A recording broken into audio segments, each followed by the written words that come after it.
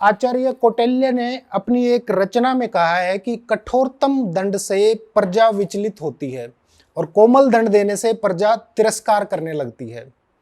इसलिए दंड की समुचित व्यवस्था होनी चाहिए, यानी पनिशमेंट का एक प्रॉपर सिस्टम होना चाहिए। अपराध क्या होते हैं, दंड किसे कहते हैं, दंड देने के क्या सिद्धांत होते हैं, यानी वो कौन से आधार या तथ्य होते हैं जिनके आधार पर दंड का निर्धारण किया जाता है। दंड की ये प्रथा कब से चली आ रही है और दंड देने का उद्देश्य क्या होता है।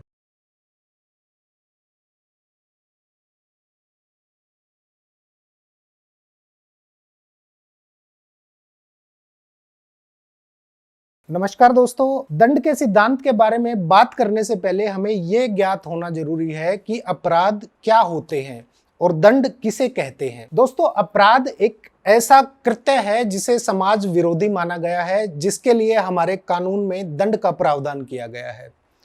दंड शब्द का अर्थ मुख्य रूप से राजनीति शास्त्र और प्रशासन के संबंध में होता है। शुक्र नियति और महाभारत के शांति पर्व में भी दंड की परिभाषा दी गई है, जिसमें कहा गया है कि अपराधों का दमन करना दंड कहलाता है और किसी को दंडित करने के लिए जिस नीति को अपनाया जाता है उससे ही दंड नीति या दंड के सिद्धांत कहते हैं। अगर आप पुराने साहित्य उठाकर पढ़ेंगे तो आपको ज्ञात होगा कि दंड और इसके सिद्धांतों की उत्पत्ति राज्य संस्था की उत्पत्ति के साथ ही हुई थी। महाभारत के शांति पर्व में कहा गया है कि मानव जाति की प्रारंभिक स्थिति अत्यंत पवित्र दोष रहित कर्म की थी, जो केवल सत्य पर आधारित थी।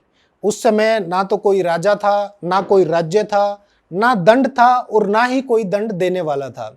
लोग धर्माचरण के द्वारा ही एक दूसरे की रक्षा करते थे, यानी एक दूसरे की रक्षा करना अपना धर्म मानते थे। कैली के अनुसार अपराध उन अवैधानिक कार्यों को कहते हैं जिनके बदले में दंड दिया जा सकता है और वे क्षमा करने योग्य नहीं होते। स्टीफन के अनुसार अपराध से अभिप्राय ऐसे अधिकारों के अतिक्रमण से है जिसके कारण समाज में दुष्कृतियां फैल रही हों। ऑस्टिन के अनुसार अपराध वो अवैधानिक कृत्य है जिसके साबित हो जाने पर न्यायालय दंड देता है। दोस्तों, अपराधों के लिए दंड की व्यवस्था पुराने समय से चली आ रही है। मनुस्मृति में अपराध को महापातक, अनुपातक और उपपातक इन 3 भागों में विभाजित किया गया है और कठोर दंड की व्यवस्था भी की गई है।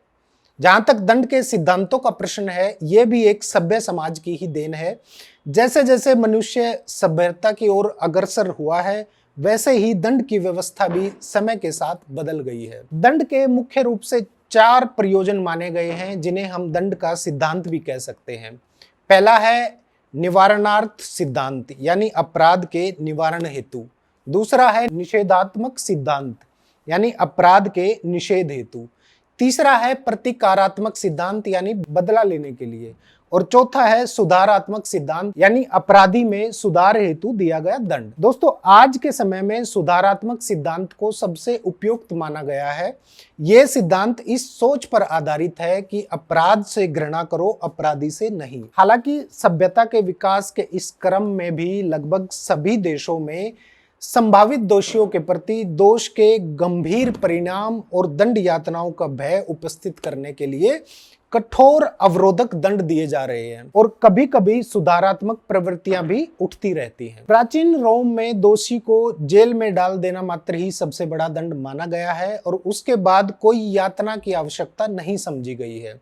भारतवर्ष में कौटिल्य की रचनाओं में अपराधी को कारागार में प्रायश्चित कराने और अपने पापों का बोध कराने की व्यवस्था के द्वारा उन्हें विशुद्ध कराने का उल्लेख मिलता है। अशोक ने भी अपने चतुर्थ स्तंभ लेख में व्यवहार समता और दंड समता के साथ शुद्ध चरित्र वाले दोषियों के दंड को कम करने का आदेश दिया है। ये बातें दंड विधान की सुधारात्मक प्रवृत्ति की ही प्रतीक हैं। स्मृतियों में भी ये कहा गया है कि यदि सामाजिक निंदा मात्र से काम चल जाए तो कठोर यातनाओं की आवश्यकता ही क्या है। 20वीं सदी से ही दंड विधान को सुधारात्मक स्वरूप देने के प्रयत्न किए जा रहे हैं। सन 1872 में लंदन में एक अंतर्राष्ट्रीय जेल सुधार और दंड विधान के किसी अंतर्राष्ट्रीय स्वरूप को निश्चित करने के लिए एक सभा का आयोजन किया गया था। धीरे धीरे कठोर दंडों के स्थान पर अपराधी के नैतिक जीवन में सुधार लाना ही लक्ष्य माना जाने लगा है। दंड के सुधारात्मक सिद्धांत को दोषी की अवस्था, सामाजिक वातावरण और स्थिति विशेष के आधार पर लागू किया जाता है। कई बार दोष के लिए समाज और वातावरण को भी उत्तरदायी माना जाता है, इसलिए दोषी को सुधारने के लिए मनोवैज्ञानिक उपायों का प्रयोग, व्यक्तिगत स्तर, दोषी बालकों के लिए सुधार गृह की व्यवस्था, औद्योगिक शिक्षा, साधारण शिक्षा, नैतिक और धार्मिक शिक्षा और अन्य सुनियोजित व्यवस्थाएं की गई हैं। आशा है आप दंड और दंड की व्यवस्था और उसके सिद्धांत के बारे में इस एपिसोड को देखकर समझ गए होंगे। आप सभी को दिवाली की हार्दिक शुभकामनाएं। नमस्कार।